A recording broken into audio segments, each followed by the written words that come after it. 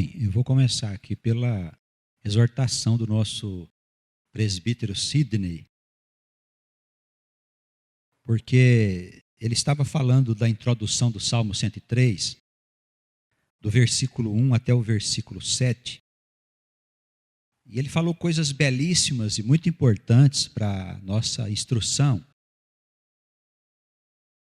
E eu queria aproveitar aqui para mostrar aos irmãos que o rei Davi, que é o autor deste salmo, ele, na sua introdução, como se estivesse falando mesmo com ele, ele diz que é necessário que o Senhor seja reconhecido como aquele que só nos faz o bem. E nós que estamos acostumados com o pensamento tradicional desse mundo, o pensamento materialista, nós achamos desde a nossa infância que nós precisamos sair vencedores no mundo. Então, nós temos no coração que a nossa felicidade vai depender do nosso trabalho, das coisas que nós viermos a fazer.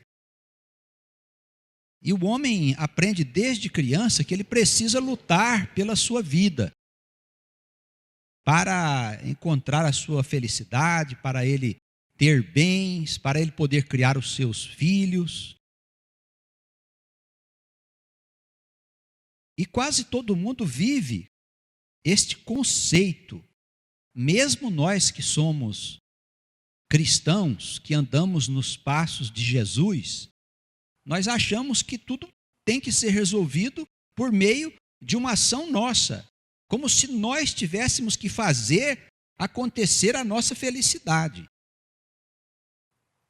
É comum a gente ouvir dizer que Deus faz a parte dele, mas nós também temos que fazer a nossa parte. Não é isso que a gente ouve falar frequentemente até na igreja? Mas na introdução dos Salmos, veja que interessante, deste Salmo de número 103, a gente vê o salmista dizer assim: Ele é o que perdoa, versículo 3, Ele é que sara, Ele é que redime a tua vida, Ele é que te coroa, Ele é que farta a tua boca de bens. O Senhor é que faz justiça e juízo aos oprimidos. A gente não vê falar nada aí que nós temos que fazer alguma coisa, os irmãos estão atentos? A não ser bem dizer o Senhor. Eu quero que os irmãos estejam cientes de que a Escritura ensina que nós temos um Deus que opera ao nosso favor, ainda que nós não tenhamos que fazer a Ele as coisas da vontade dEle. Mesmo na injustiça, esse Deus é um Deus bom. E Ele opera ao nosso favor, a favor do seu povo. Ele não opera porque nós somos um homem ou uma mulher qualquer. Preste atenção, Ele opera porque nós somos as suas ovelhas. Nós somos as ovelhas perdidas da casa do Senhor. Este Deus é um Deus cujo poder Ele se manifesta na vida daquele que crê para ajudar aquele que acredita no Senhor, aquele que tem fé viva no Senhor, independente de qualquer coisa que você venha fazer por Ele.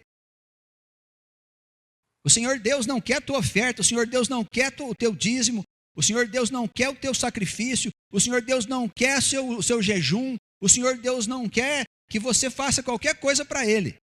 Isso não está escrito na Escritura Sagrada, irmãos. Quem disse isso foi Moisés, lá no Velho Testamento. Na Escritura Sagrada do Novo Testamento, e Salmos faz parte da mensagem do Evangelho da salvação gratuita, nós percebemos um Deus operando para você ser feliz. É um Deus que te farta de bens. É um Deus que quer te ajudar. É um Deus que não te pede coisa alguma, a não ser que você ame o seu Filho Jesus. Preste atenção nisso, para a gente tirar do nosso coração o pensamento materialista de que nós precisamos ser vencedores. Nós não temos que vencer em nada no mundo. Nós temos que crer que Jesus Cristo é a luz do mundo. É o Salvador da humanidade. Ele veio ao mundo não para condenar as pessoas, mas para salvar as pessoas. E veio dizer que o poder dos céus está a nosso favor, não está contra nós. Tá bem? Então, este Deus é poderoso, porque é Ele que faz, Ele quem perdoa, Ele que sara as nossas feridas, Ele que livra a nossa vida da perdição. Então eu preciso falar com o Senhor: Senhor, me socorre. Senhor, vem sarar as minhas feridas. Senhor, entra na minha casa. Senhor, tira da minha casa o tormento de Satanás, a presença dos maus espíritos. Tira da minha casa o vício, Senhor, das drogas, das bebidas, da insanidade, os arrastamentos infelizes dos meus filhos, do meu marido, da minha esposa, seja o que for. Eu digo, irmãos, à igreja, com toda a sinceridade do meu coração e experiência que nós temos de vida, nós não podemos por nós mesmos fazer coisa alguma. Se o poder de Deus não estiver operando a nosso favor, nós não temos capacidade para fazer nada, a não ser aprender as coisas do mundo. A ciência do mundo não tem nada a ver com a ciência de Deus. Você pode, numa escola, aprender as coisas lá. Pode tirar um diploma, pode ter uma profissão. Mas se você não tiver sobre a sua vida o poder de Deus, a tua vida profissional não vai virar nada. Vai ser uma vida comum. O seu nome não vai ser escrito na história de Deus. Tem muita gente que faz isso porque não é do povo de Deus, não tem interesse pela palavra, não escuta o chamado do Senhor para as suas ovelhas. Mas nós somos o povo santo de Deus. Nós estamos sendo chamados para a casa do Pai, para reconhecer o Senhor e o seu poder que preside a nossa vida. Nós não queremos viver sem Deus. Hoje existe um movimento no mundo, e eu tenho falado sempre aqui, que é o movimento da apostasia. É um espírito que está tomando conta das pessoas, e as pessoas querem romper os laços com Deus. As pessoas querem fazer o que dá na cabeça delas. Elas acham isso muito moderno. Nós não temos nenhum interesse em ser envolvido por esse espírito. Nós queremos ter alguém que preside sobre a nossa vida e queremos que Deus seja esse presidente. Ele que vai dizer o que é certo na nossa vida, o que é errado e o que temos de fazer. Ele que vai restaurar a nossa vida, vai tirar a morte da nossa casa, a enfermidade dos nossos filhos. É o Senhor que vai fazer, não é ninguém que vai fazer, não tem ninguém vivo que faça isso. Irmãos, é o Espírito Santo que faz. Você precisa crer nisso.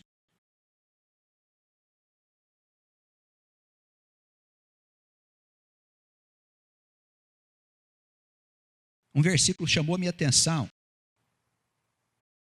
O versículo de número 3, no encerramento. A palavra diz assim que o Senhor, Ele sara as nossas doenças. Eu escolhi um texto aqui, pelo Espírito Santo, que fala sobre este mesmo tema. Por favor, abra o seu evangelho, abra no livro de Marcos, no capítulo 9, Novo Testamento, abra o seu evangelho. Você que está recebendo a palavra em outras cidades, por favor, nos acompanhe com a leitura, os irmãos. Eu peço ao Espírito Santo de Deus, que durante a pregação, durante esses instantes que a igreja aqui está operando, reunida, congregada, que o Espírito Santo possa fazer a obra de cura da doença, da enfermidade física, mental, espiritual, daqueles que estão aqui, daqueles que estão recebendo a palavra em outros lugares. Em muitas cidades do Brasil, e até fora do Brasil, em outros continentes, onde a palavra está chegando agora. O Espírito Santo, ele vai operar com poder sobre a vida dessas pessoas, que são ovelhas do Senhor, perdidas da casa do Senhor, da casa de Israel, espalhadas no mundo, andando sem pastor. O Senhor disse que vai pastoreá-las. Espírito Santo. Amém.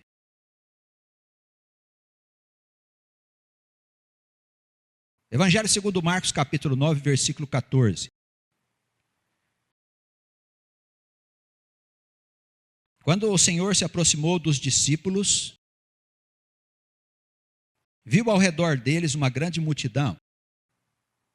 Alguns escribas ali estavam. Logo que a multidão viu o Senhor, ficou espantada. Correram para ele e o saudaram. E perguntou aos escribas: o que é que vocês estão discutindo? O Senhor foi chegando, os discípulos não estavam perto dele. Ele devia estar sozinho. E viu que uma multidão estava reunida ali, e um disse que estava acontecendo. O Senhor chegou perto, cumprimentou-os, a multidão ficou em volta do Senhor. Ele disse: o que vocês estavam discutindo? Um homem que estava no meio da multidão aproximou-se e disse a Jesus: Mestre, eu trouxe até os teus discípulos o meu filho, que tem um espírito mudo. O espírito não permitia que aquele jovem falasse. Para nós, povo de Deus,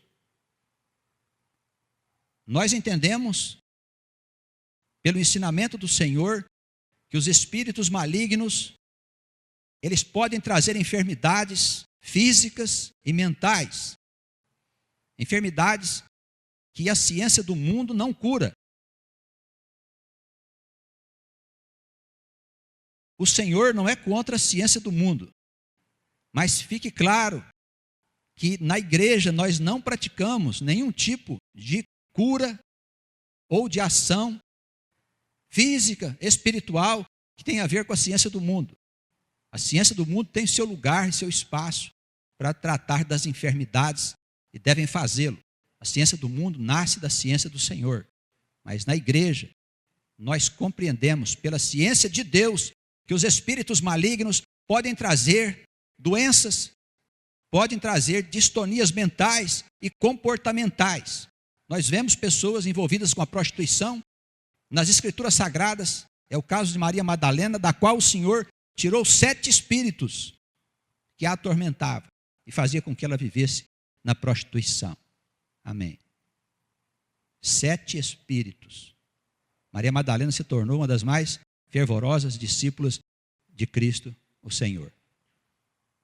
Amém. Prostituta. Vivia na prostituição. Ouviu falar do Senhor, foi até o Senhor, estava cansada de ser explorada pelos homens. Se curvou ao Senhor, o Senhor tirou dela 7 espíritos que a mantinham na prostituição. Amém? Os espíritos malignos continuam no mundo. Satanás tem uma horda de espíritos malvados, mentirosos, que atuam em todas as áreas do comportamento humano, inclusive na área da sexualidade. Prostituição é o que tem para todo lado. É o que nós vemos hoje. A apostasia trouxe junto com ela todo o lixo que existe nos infernos. Essa é a grande verdade. O homem lá fora não se interessa porque quer ser livre. Nós queremos ser escravos do Senhor. Porque aonde há o Espírito do Senhor, aí tem liberdade. Os que estão lá fora, fazendo o que quer, eles são escravos e não sabem. Vamos descobrir logo que morrerem. Escravos do pecado.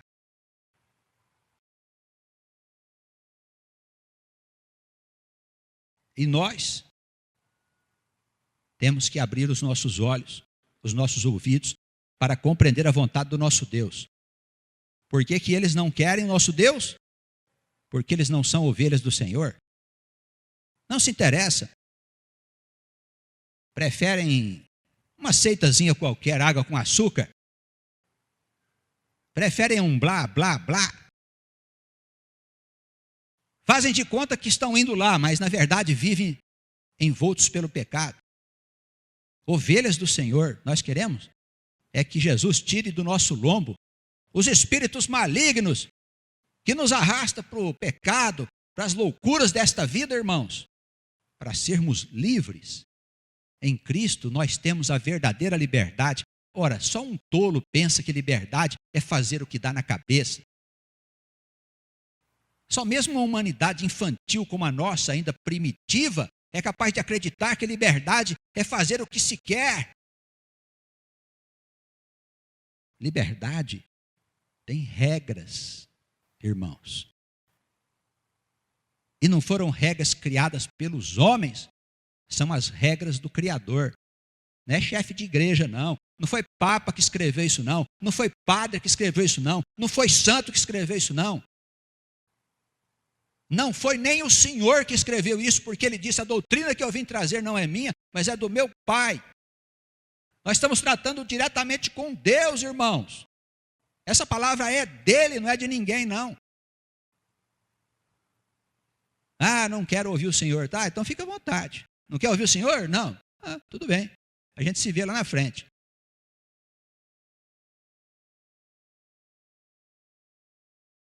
Este homem estava desesperado, o filho era mudo. Mas não é só porque ele não falava, não. Olha só.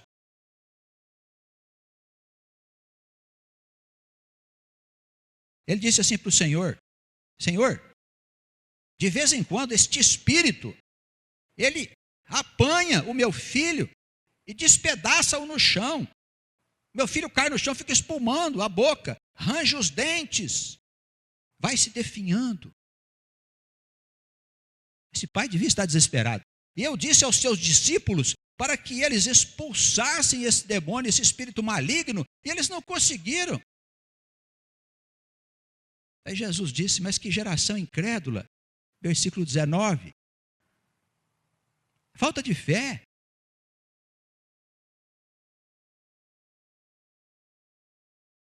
Eu acho que nós fomos acostumados, desde os tempos da nossa infância, a nos submeter aos padres, aos sacerdotes e tal. E passamos a acreditar. No meio evangélico não é muito diferente, as pessoas dependem dos pastores. E nós que somos filhos de Deus, nós que fomos chamados deuses pelas Escrituras, ficamos pedindo esmola para essa gente. Somos incrédulos. Tem alguém doente? Não oramos. Vamos atrás do pastor, do padre, do guru, do espírito, do guia.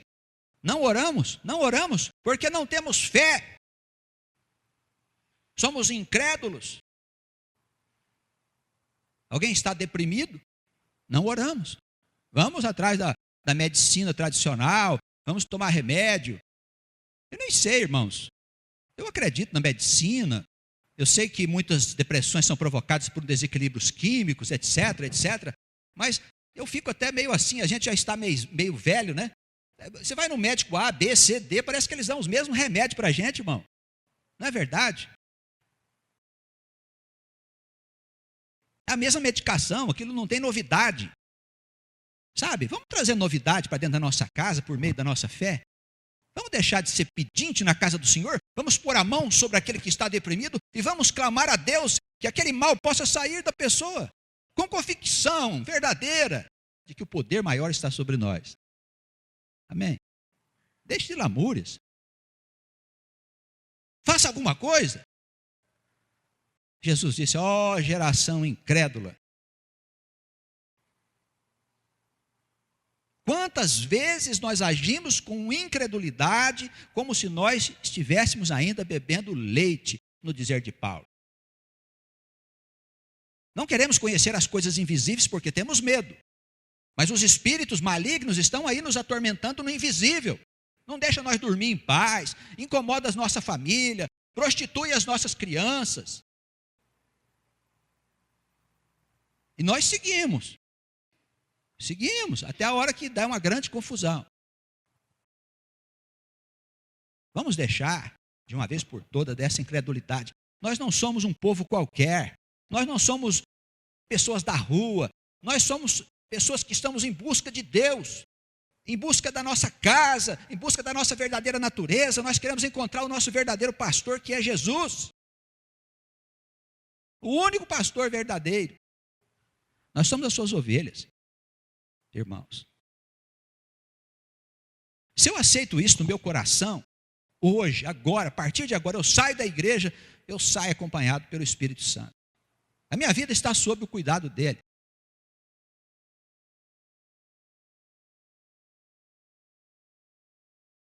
A situação era feia.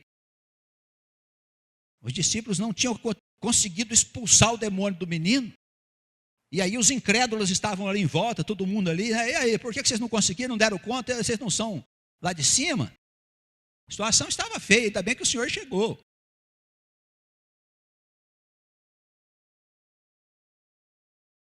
Aí Jesus disse assim: ó geração incrédula, até quanto eu vou ter que estar aqui convosco? Versículo 19. Trazei-me o jovem. E eles trouxeram um menino, segundo diz aí o versículo 20. Quando o menino viu o Senhor, como é muito comum, o Espírito se apoderou daquele jovem, o agitou com violência e o atirou no chão. E o menino rolava pelo chão, escumando a sua boca. Presta atenção, Jesus não foi lá correndo. Já viram pessoa possessa? Possuída de espíritos malignos? Tem crente assim, o espírito maligno está ali no chão se rolando, o crente corre para cá, em vez dele correr para o lado do sujeito que caiu, de medo. Olha o que Jesus está fazendo, o sujeito está lá no chão escumando, o menino. Ele pergunta para o pai do menino, quanto tempo faz que ele está com essa enfermidade? Versículo 21. O que o pai respondeu, desde a infância. Faz tempo que o Espírito está fazendo isso com ele. Muitas vezes, o Espírito lança esse menino no fogo, na água, para o destruir. Mas se tu podes fazer alguma coisa, olha como ele se comportou. Não é faz. Ele falou com o Senhor assim, se tu podes fazer alguma coisa, tenha compaixão de nós. Sabe o que é compaixão? É quando você reconhece que você não merece que Ele cuide de você. Isso é fundamental dentro da casa do Senhor. Não chega com os teus merecimentos, não, que não há quem aguente gente merecendo coisa de Deus. O Senhor não age por merecimento, para com isso. Pode fechar a casa. Quem de nós merece? Fala para mim, irmãos. Ninguém merece. Olha a postura desse homem. Você vai conversar com o Senhor diante de uma causa que precisa ser resolvida. Senhor, se tu podes fazer alguma coisa, tem compaixão de nós e ajuda-nos. Amém. O sujeito lá no chão, menino lá estribuchando, rolando para lá, rolando para cá e tal. O espírito mau está ali. Por quê? Porque o Espírito Santo já está cuidando. Não precisa ter medo dele, não. Não vai fazer nada. Se você está com Deus, se você é verdadeiro, se você é um falso profeta, você pode apanhar do Espírito, se for Espírito, né? Não tem lá uma passagem que uns jovens lá na época de Paulo resolveram fazer exorcismo. E chegaram numa casa que tinha 2 homens possessos. E eles quiseram expulsar o espírito em nome de Jesus e em nome de Paulo. Sabe o que o Satanás falou para ele, o demônio? Falou, esse Paulo eu conheço, esse Jesus também, mas vocês não. E tome sova. Saiu correndo para a rua, apanharam demais.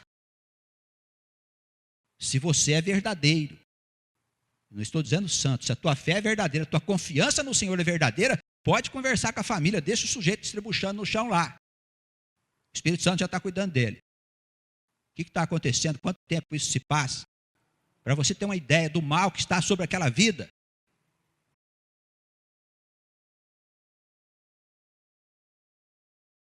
Jesus disse para ele, olha bem o que ele disse, meu irmão. Olha o que ele disse, se tu podes crer, tudo é possível àquele que crê. Amém? Tem alguma conversa aqui? Jesus falou para você fazer um curso de teologia? Não. Jesus pediu um dinheiro para ele? Não. Um dízimo? Não. Oferta? Não. Sacrifício? Mandou jejuar? Não mandou. Vai falar do jejum ali na frente, mas depois eu vou explicar. O jejum de Isaías, capítulo 58, ninguém gosta de fazer. Irmãos, ele não pediu nada. Ele não estabeleceu nenhum critério. Ele disse assim, será que você é desse lado esquerdo ou do lado direito? Não. É preto ou branco? Não. Gordo ou magro? Não. Ele disse, se tu podes crer, tudo é possível ao que crê. Isso que a igreja precisa saber. Isso é fundamental. Vocês meninos que estão aprendendo agora a orar pelos enfermos. Vocês têm visto os meninos lá na sala de oração. Eles estão aprendendo a orar. Tudo é possível ao que crê. Não é algumas coisas, não. Algumas coisas não são possíveis. Nós não estamos falando da ciência do mundo, hein? Nós estamos falando do poder que pode mudar qualquer coisa. Transformar qualquer coisa é o poder criativo, poder de Deus. Tudo é possível se você crê em Jesus. Amém? É por aí, começa por aí. Eu creio, Senhor. Mas eu acredito que todos nós falaríamos assim para o Senhor, Senhor, mas a minha fé é meio fraquinha. E esse homem disse para ele, olha só, o pai do menino clamando ao Senhor, disse em lágrimas, Senhor, eu creio, mas ajuda a minha incredulidade, porque ele achava que a fé dele era muito fraca. E é verdade. Porque a fé não é nossa, é Deus que nos dá a condição de confiar com firmeza. Então, nas tuas orações, pede ao Senhor que fortaleça a tua fé, que desenvolva a sua fé,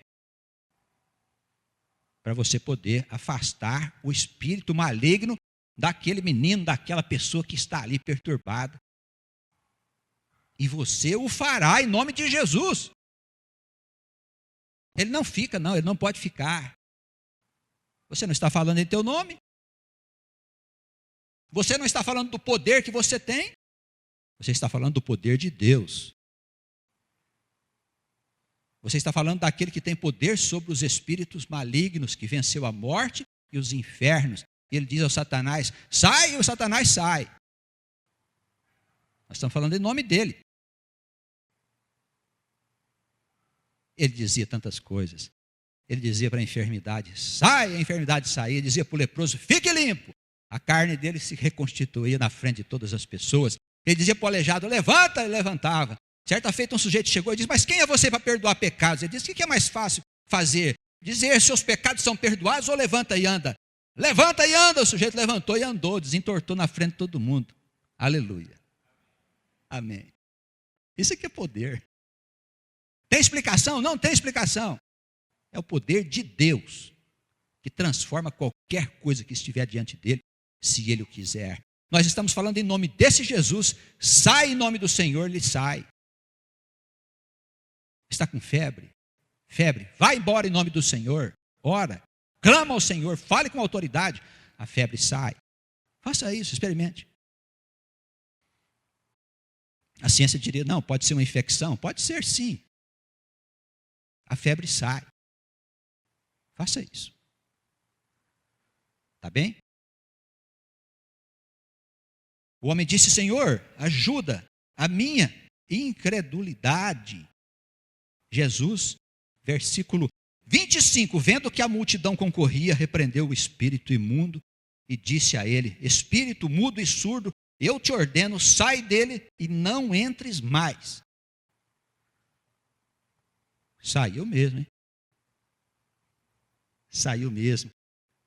O espírito clamando, agitou-se com violência, saiu do menino E a possessão era tão forte que o menino ficou parecendo morto. Já viram o espírito sair de uma pessoa? Quando sai, a pessoa desfalece, parece que morreu. Aí o Senhor foi lá, pegou na mão do menino, levantou ele, porque o pessoal estava dizendo, morreu. O Senhor pegou ele pela mão, o ergueu e deixou que ele fosse com o seu pai. Olha, irmãos, que bênção, não é? Eu gostaria muito que ficasse gravado, guardado no coração dos irmãos, que tudo é possível àquele que crê. E nada é possível ao que não crê. Amém. O contrário também é verdadeiro. Então nós não podemos dispensar a nossa fé e clamar ao nosso Deus nas nossas orações, em todos os instantes: Senhor, aumenta a minha fé. Até quando? Aumenta quanto o Senhor puder. Eu quero ter uma fé viva, não vacilante. Ele o fará, porque o Senhor é bom e você quer servir o Senhor para que o reino possa ser estabelecido. Porque nós não fazemos nada pelos nossos interesses, irmãos. Nós não queremos ser milagreiros. Nós queremos fazer a obra de Deus para anunciar o Evangelho. Mas, por favor, experimente o Senhor. Deixe de pedir ao pastor, faça você. Depois vem aqui contar para a gente, vem dar um testemunho aqui. Vem aqui falar sobre o que você fez pelo Espírito Santo. Faça isso, experimente. Nós somos deuses, nós fomos chamados deuses pelo Senhor. Nós precisamos assumir a nossa condição de filhos do Altíssimo, irmãos. Deixe de pedir esmolas na casa do Senhor. Assuma o seu sacerdócio. Que Deus te deu, não foi ninguém que te deu, não. Não precisamos receber sacerdócio de ninguém que é do mundo. É Deus que nos escolhe para servi-lo. E os irmãos e as irmãs estão sendo chamados para servir na sua casa. Servos e servas do Deus vivo. Os discípulos, quando chegaram em casa, deviam estar aborrecidíssimos. Eles não conseguiram tirar o espírito do menino doente. O Senhor chegou lá e disse: sai. O espírito saiu. Eles foi perguntar para o Senhor: Senhor, mas por que nós não podemos expulsar? Ele disse: olha, essa casta de espírito não é fácil, não. Ela precisa de muita oração e jejum. Jejum de Isaías. Quem quiser saber, dá um pulinho lá no Velho Testamento, no capítulo 58, tá bom? Vai lá ver o que é o jejum de Isaías. Faça esse jejum. Esse é o que agrada a Deus. Tá bem? Jesus falava desse jejum. Que o Senhor nos abençoe e guarde a igreja dos perigos e tormentos desta humanidade. Amém.